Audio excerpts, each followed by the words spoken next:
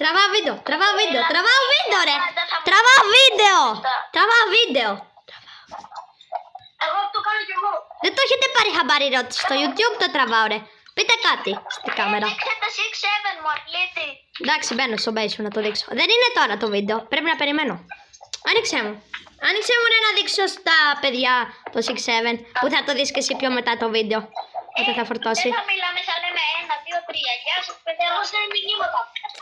Πήγαινε στο τρίτο όρο, θα πηγαίνει στο τρίτο. Να τα εδώ. Και δύο. Έλα, πάμε. Πάω. Δεν ξέρω μας ακούει, ρε.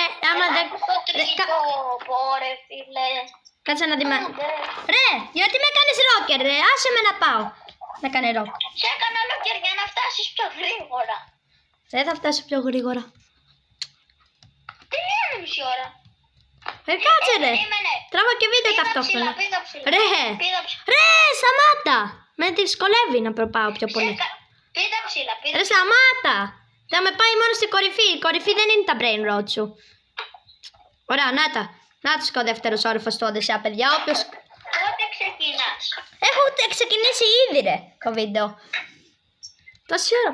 Ναι, και τώρα ακούνε τη φωνή μας που λένε έχω ξεκινήσει εδώ το βίντεο. Ναι, αυτό το έχουν ακούσει ήδη.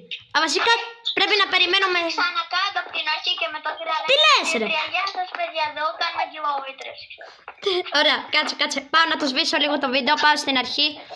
Θα τα δείξω και τα 6-7. Πάω να σβήσω λίγο το βίντεο. Τα ακυρώνω.